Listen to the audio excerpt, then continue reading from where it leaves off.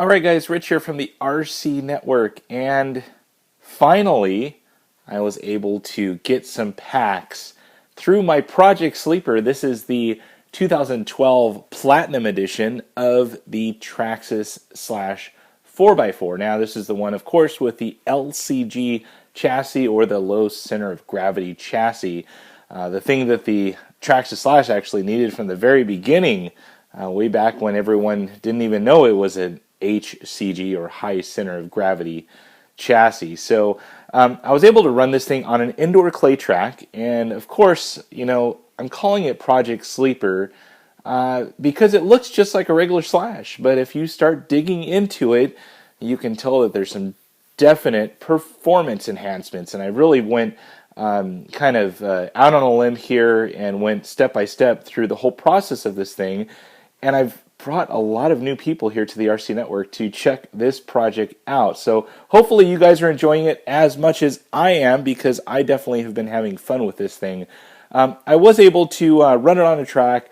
I did lots and lots of adjustments on this thing, and there's some things that I have not shown you guys yet, so I am going to move some cameras around. I'm going to also remove some wheels and tires so you guys can see in depth how everything looks. And we're back now, and I went ahead and I removed a couple of wheels and tires, and also kind of put it up on a stand, move the camera around a little bit. I'm just going to go step by step through all of the things that I maybe changed or updated on the Project Sleeper to get it performed pretty decently on the track yesterday. So the first thing, the wheels and tires, I'm running the Split 6 from Proline, of course, and the Suburbs MC Compound. These are the 2.0s, so they're definitely a little bit wider than your traditional SCT tires. So they gain just a little bit, so width is always a good thing for short course trucks. These are just the standard 25mm offset wheels, so nothing too fancy. Pretty much on the 4-wheel drive, you can run 25mm all 4 corners without an issue. 2-wheel drive, you have to run a different offset up front. So just word to the wise on that one. I actually had the wrong set and had to pick up the correct set. So the next thing is the body. This is just the stock Slash body, the one that came with the Platinum Edition.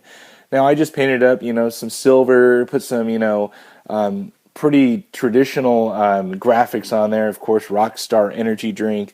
Got all the Traxxas stickers. Didn't want to make too much Traxxas name on there, but made it look like it was almost a stock body. So as far as cutouts here, you'll see that I made some cutouts, just basically cut out the big V right here where the fan was, and a couple extra ones down here at the bottom, just to get the airflow going so I wasn't parachuting on the jumps. So all in all, the body is pretty good. I mean, it fits the Slash awesome. I mean, the wheel wells are just meant for it, so it worked out pretty good for me. All right, on to the fun stuff. And this is where you're going to see a couple of changes, a couple of updates to what I've done before. The first thing is the bumper. You guys may have noticed I ran an RPM bumper originally, and I hated it. I couldn't stand it. I don't know what it is about it. I don't know if it's the flexible without the brace there. I don't know what it was, but I just didn't like it. I put the stock bumper back on, but you'll notice I made some modifications to it. It looks kind of like an SCTE front bumper because I cut off the little bar that goes across to kind of protect the front headlights on the body. So went ahead and scaled that one back down just a little bit, just to make it, kind of what car is underneath that body, so to speak. So as far as everything else, I did some tuning items on it. I deleted the front sway bar on it. There's no more front sway bar, just to try and get some more steering.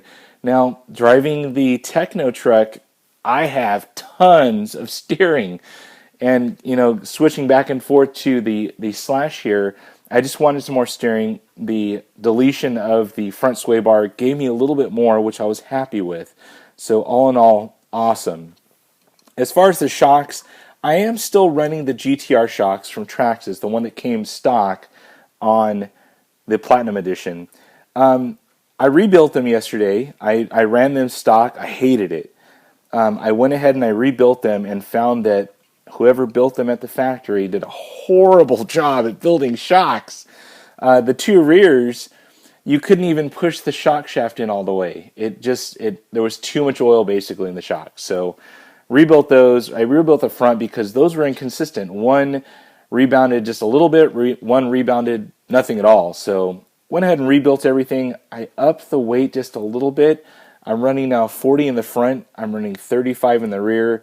I believe stock was 30. It might be 35. I can't remember. But that's exactly what I ran on there. I'm running about maybe a 1/4 inch rebound on each shock. So it's a pretty consistent ride so far. As far as electronics, I definitely needed my glitch buster or my spectrum voltage cap. I took it off. I was having some glitching issues, of course, with the Savox 1258. It just likes the power, so I went ahead and I dropped that thing back in. As far as all of the other upgrade items, the MIP CVDs are just awesome. You can see here, there's just a little bit of wear right up there by the outdrive on the front diff. So it looks like I'm getting a little bit too much travel maybe on the front shocks, but we'll kind of go from there. It's nothing that's gonna, deter life or anything. So it's working pretty good so far. I definitely like these CVDs. They're awesome. I mean, you can definitely tell this is a lightweight vehicle. As far as the electronics, I mean, you can't go wrong with the Tekin stuff. I mean, the 4600 is performing flawlessly. The RX8, I pulled this off the track after doing some pretty good hot laps. This came off at 125. The RX8 came off at about 104, so you can't beat that.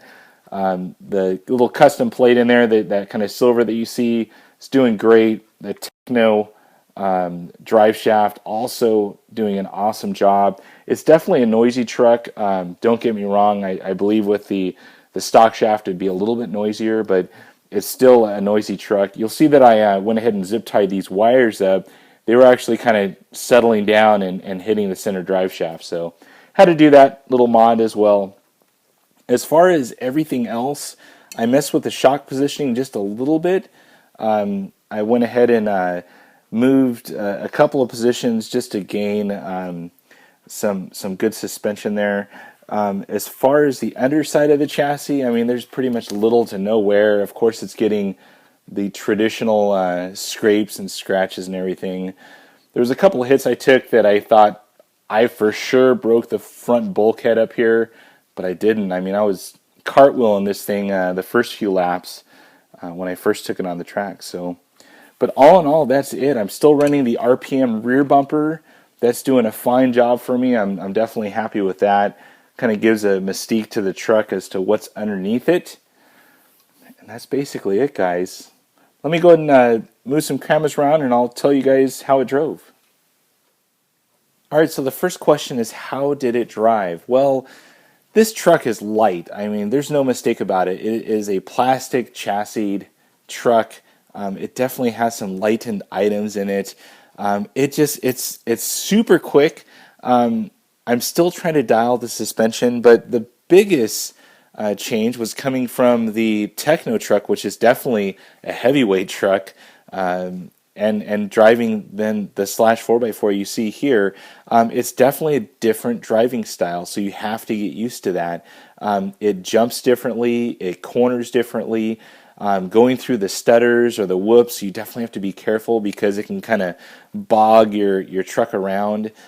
Still trying to dial the suspension up just a little bit to take those bumps a little bit better, because I can pretty much plow through that with my SCT 410. So all in all, I'm definitely happy with the way Project Sleeper turned out.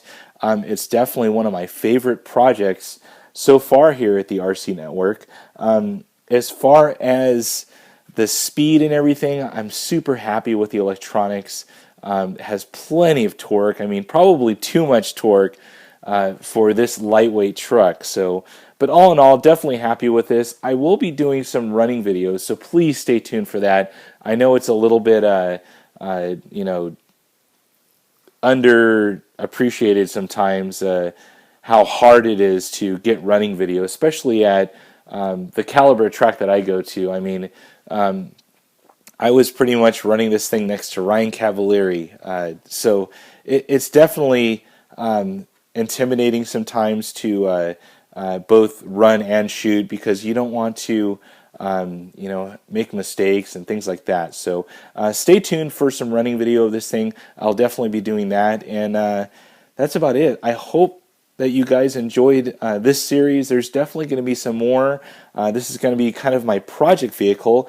The main reason why I kind of went with the Traxxas Slash, because it can take lots of different faces, and that's what you're going to see here now, is this thing kind of morphing into different projects and things here at the RC Network. So hopefully you guys enjoyed. If you have any questions about this setup, the truck, RC Network, any of the parts I used, please put it down below. I'm definitely not like all those other producers out there. I actually answer your questions. Just check. So anyways, questions, comments down below. If you know someone that may like this video, share it with them. There's a little button that you can kind of click and then email it straight over to them. Definitely do that. I appreciate that, to get new viewers out there. So that's it for now, guys. Questions, comments down below, and as always, thumbs up and subscribe. That's it for now, guys. Over and out.